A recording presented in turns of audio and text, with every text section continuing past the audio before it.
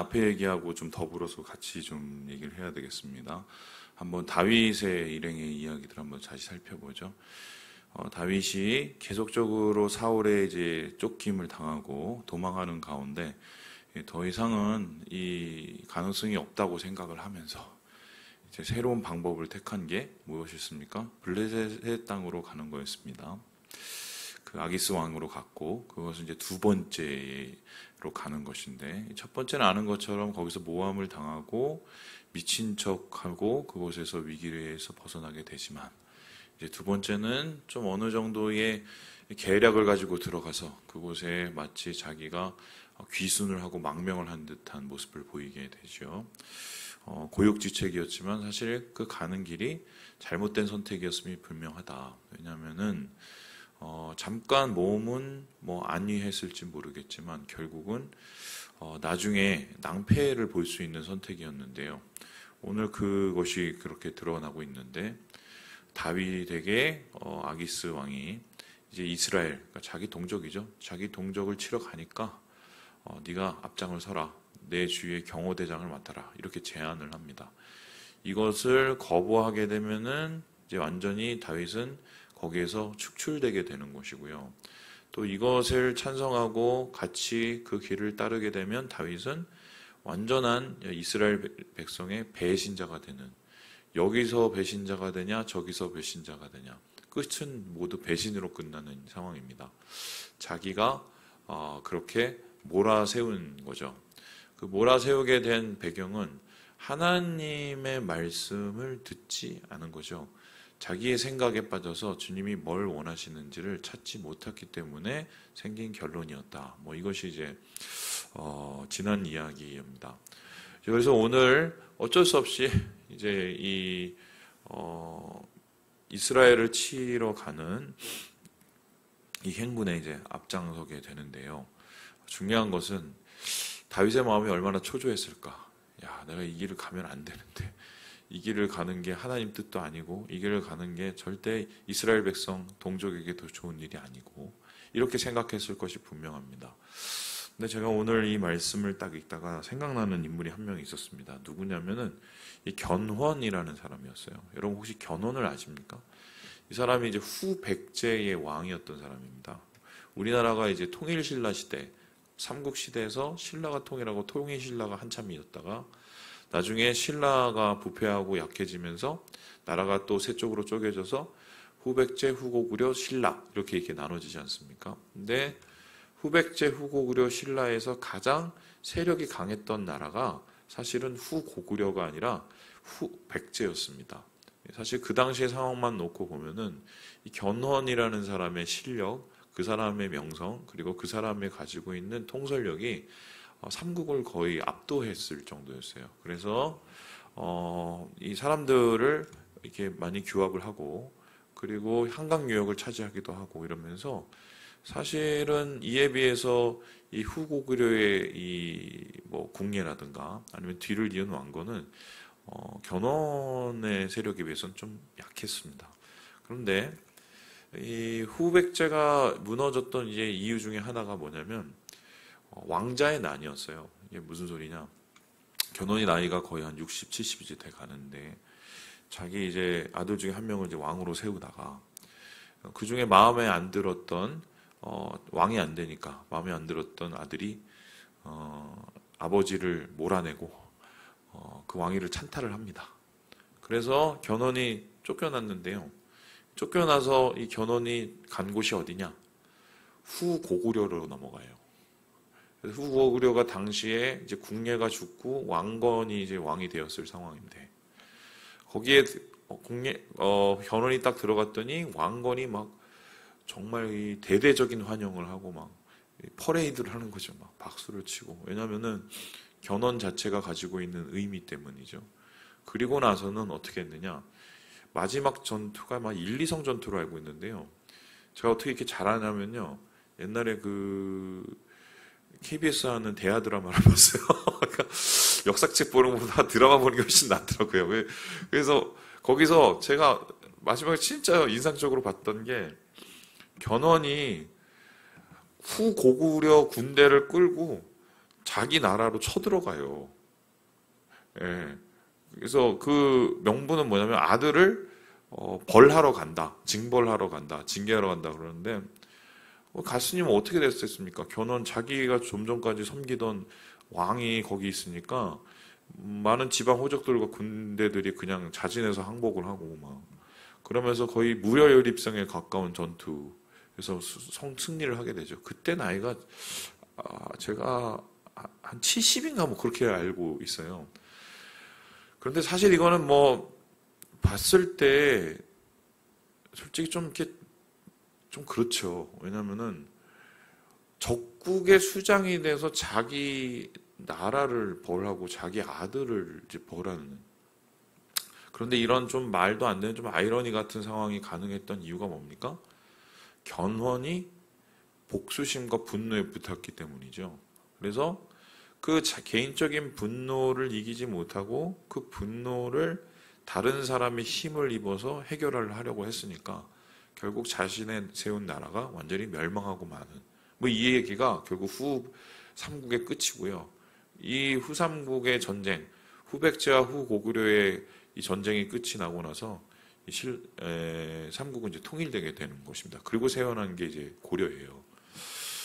어떻게 보면 오늘 이 다윗이 사울에 대한 미움과 분노와 또 사울에 대한 여러 가지의 복합적인 감정이 마음에서 해결이 안 됐으면 견훤이 될 수도 있었습니다. 내가 이 기회에 말이지 내가 블레셋 사람들과 함께 합세를 해갖고 사울을 완전히 무너뜨리리라. 그래서 저 나라에 대한 내가 복수도 하고 내가 가질 것에 대해서 내가 되찾고 그리고 내가 누릴 것을 누리고 아마 그렇게 생각했을 가능성이 있어요. 왜입니까?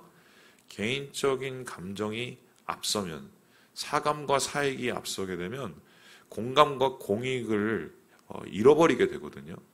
지금 다윗은 그러한 상황에 있었고 그 난처한 상황을 개인적인 분노의 도구로도 사용할 수 있었지만 그는 그러지 않으려고 최선을 다했던 것 같아요. 오늘 이야기에 전체적으로 드러나 있지는 않지만 다윗이 이 상황 속에서 끊임없이 포기하지 않고 했던 것은 저는 정확하다고 보는데요. 그것은 무엇이냐? 바로 기도한 거죠. 자기가 한 실수 때문에 잘못된 선택 때문에 얼마나 마음이 졸였겠습니까? 그래서 동족을 향해서 칼을 들고 그들을 상대해야 되는 것 자체가 정말 스스로 생각하기에도 굉장히 막 비극적이지 않았겠어요. 그래서 아마 하나님 제발 그런 일만은 않게 해주세요. 제가 실수를 했지만 선이 보아주시고 긍휼히 보아주셔서 제가 그런 실수만은 안 하도록 더 큰 실수만은 안 하도록 주님 도와주세요. 아마 이렇게 분명히 간구했을 터인데 이러한 간구를 하나님께서 들으셨던 것이 분명한 게요. 오늘 갑자기 함께 이스라엘을 치러 떠나는 블레셋의 여러 장수들이 다윗을 향해서 이런 이야기를 합니다. 우리 함께 3절의 말씀을 같이 한번 읽어보도록 하겠습니다. 3절의 말씀입니다. 시작. 블레셋 사람들의 방백들이 이르되 이 히브리 사람들이 무엇을 하려느냐 하니 아기스가 블레셋 사람들의 방백들에게 이르되 이는 이스라엘 왕 사울의 신하 다윗이 아니냐. 그가 나와 함께 있은지 여러 날 여러흘 돼 그가 망명하여 온 날부터 오늘까지 내가 그의 허물을 보지 못하였노라. 얘는 도대체 누구예요? 얘는 도대체 누구예요? 모르고 물어본 게 아니라 알면서 물어봤죠. 아니 좀 전까지 우리한테 칼을 드밀고 블레셋의 최고의 장수인 골리앗을 무너뜨린 그 사람인데 그 다윗을 어떻게 이 전쟁에 참여시킬 수 있습니까? 이렇게 항명을 하게 되죠. 그래서 여기에 대해서 아기스 왕은 아니야. 옛날 얘기고 지금은 말 잘 듣는 개야. 이렇게 얘기합니다. 그랬더니 이 4절에 뭐라고 얘기합니까? 막 화를 내면서요. 이렇게 얘기하죠. 이 사람을 돌려보내요. 왕이 그에게 정하신 처소로 가게 하소서. 우리는 얘하고는 같이 못 싸웁니다. 얘가 나중에 우리에게 칼을 들이댈지 어떻게 합니까? 오히려 왕을 지키려고 하다가 왕의 머리를 갖다 줄 수도 있다고 이러면서 다윗과 함께 못 건너가겠다고. 하나님의 도구가 되어서 하나님이 이 전쟁의 길을 이 다윗의 전쟁의 길을 막게 된 거죠. 이 상황에서 이제 아기스는 좀 미안한 거죠. 그래서 다윗을 불러서 6절에 이렇게 얘기합니다. 여호와께서 살아계심을 두고 맹세하노니. 그러니까 이렇게 딱 보면은 아기스가 하나님 믿는 것처럼 보이잖아요. 그건 아니고 다윗의 마음을 누그러뜨리기 위해서 일종의 립서비스를 해주는 거죠. 그러면서 아유, 야, 너희 하나님 오늘 이름 걸고 내가 얘기할 수 있는데 나는 가고 싶은데 저 사람들이 저 장수들이 못 가겠대. 그러니까 너 미안하지만 그냥 돌아가라. 이렇게 얘기를 합니다. 이에 대해서 이제 다윗은 그래도 뭐랄까요, 지혜롭게 이 상황을 잘 해결하기 위해서 일종의 뭐 속임수를 쓰게 되는데요. 예, 우리 함께 8절을 같이 한번 읽어보도록 하죠. 8절입니다. 시작. 다윗이 아기스에게 이르되 내가 무엇을 하였나이까? 내가 당신 앞에 오늘까지 있는 동안에 당신이 종에게서 무엇을 보셨기에 내가 가서 내 주 왕의 원수와 싸우지 못하게 하시나이까 하니. 아니 왜 저를 쫓아내세요? 이제 겉으로는 이렇게 막 서운한 듯 얘기하고 있지만 속으로는 얼마나 다행이라고 생각을 했겠어요. 그래서 결과적으로 다윗은 자기의 군사들과 함께 새벽에 조용히 그 진중을 빠져나와서 원래 자기가 있었던 그 자리로 돌아오는 뭐 이 이야기를 보게 됩니다. 이게요 좀 시간이 좀 뒤죽박죽 돼 있는데요. 원래적으로 따지면 어떻게 하냐면 이렇게 돌아온 다음에 다윗이 한 일이 뭐냐면 아말렉을 치러 가요. 그러니까 하나님의 백성의 칼을 겨눌 수 있는 상황에서 돌이켜서 하나님의 원수를 향해서 칼을 들고 아말렉을 징벌하러 가는 이렇게 얘기 순서가 사실 이렇게 되거든요. 그러면은 오늘 이야기는 결국 어떻게 됩니까? 정말 하나님께서 돌이킬 수 없는 강을 건너야 되는 이 다윗의 길을 막으셔서 다윗을 다시 은혜의 자리, 사명의 자리, 그리고 하나님이 원하시는 자리로 이끌어 주시는 주님의 손길이 보이는 거죠. 그 주님의 손길은 바로 우리가 도저히 감당할 수도 없고 도저히 상상할 수도 없는 하나님의 은혜고, 그 은혜로 말미암아 다윗이 이 위기에서 벗어나서 극적으로 자신의 이 안위와 또 하나님의 뜻을 거절하지 않는 이것을 우리가 오늘 말씀 속에서 찾게 되는 것입니다. 자, 그러면은 오늘 말씀 속에서 우리가 얻게 되는 교훈은 무엇일까요? 저도 잘 압니다.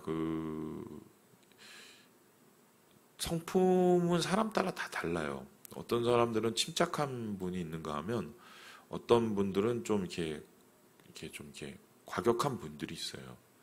근데 과격한 분들은 반면에 굉장히 행동이 빠르고, 또 침착한 분들 중에서는 좀 행동이 좀 답답하고 느리신 분들이 있어요. 저는 개인적으로 좀 이렇게 과격한 편에 속하는 것 같은데요.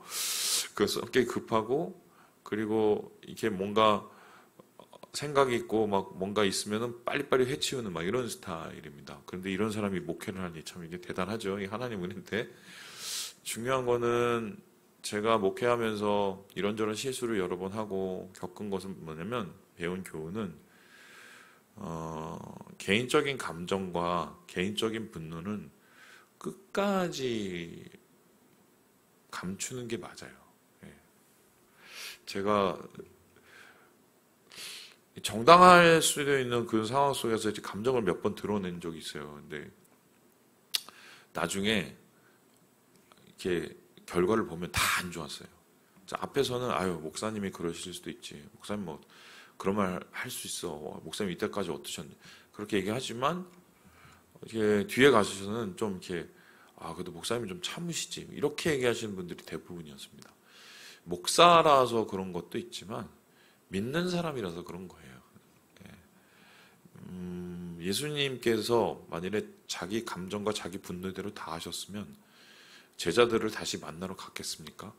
그리고 십자가에 못 박혀서 돌아가시지는 않았고, 자기를 못 박은 소위 말해서 그 사람들을 용서해달라고 얘기는 더더욱 안 했겠죠. 개인적인 감정과 개인적인 분노에 대한 부분을 해결을 하지 못하면 사실 하나님의 일을 많이 그르칠 수가 있어요. 다윗의 위대함이랄까요? 이 사람도 정말 실수가 진짜 많고 부족한 게 많고 연약한 게 정말 많은 사람인데, 그런데 하나님께서 이 사람을 쓰시는 이유는 제가 볼 땐 두 가지인 것 같아요. 1번, 굉장히 정직했고요. 하나님 앞에서 정말 정직한, 자신의 마음을 하나도 숨기지 않은 그 정직함이었고, 두 번째는 뭐냐면 자신의 감정, 자신의 분노, 자신의 생각보다 하나님의 뜻, 하나님의 마음을 먼저 구했다는, 그거예요, 사실. 그것 때문에 다윗을 하나님께서 쓰시고 다윗을 높이신 거고 다윗에게 영광을 보여주신 거죠. 그래서 오늘 이런 실수에도 불구하고 이렇게 은혜를 베푸신 하나님의 그 마음은 아마 다윗의 그러한 이 진심, 그 마음 속에 있는 정직과 또 하나님을 뜻을 먼저 구하는 그 마음, 그것을 하나님이 기뻐 받으시지 않았을까, 저는 그런 생각이 듭니다. 그래서 오늘은 좀 이런 얘기하고 마치고 싶으신데, 하나님이 먼저다. 네. 무슨 일을 하거나 무슨 마음을 품거나 또 어떤 일을 결정할 때 항상 하나님을 먼저 우리가 생각하고 구하고 하나님께 나아갈 때 우리가 저지른 실수조차도 선하심으로 하나님께서 바꿔주시는, 이것을 우리가 오늘 좀 말씀 속에서 다시 찾게 되는 것입니다. 예, 말씀을 마칩니다. 우리 사랑하는 여러분, 요즘엔 참 이게 코로나 지나고 나서 화를 내시는 분이 왜 이렇게 많은지, 제가 그저께도 좀 황당하게 좀 화내시는 분을 만나갖고 제가 그냥 허허거리고 웃었어요. 네. 예, 믿는 사람은 달라야 됩니다. 예, 하나님부터 생각하시고 주님과 함께 오늘도 은혜 가운데 주님과 함께 살아가시는 우리 주의 형제 자매들 되시길 주님의 이름으로 축원합니다.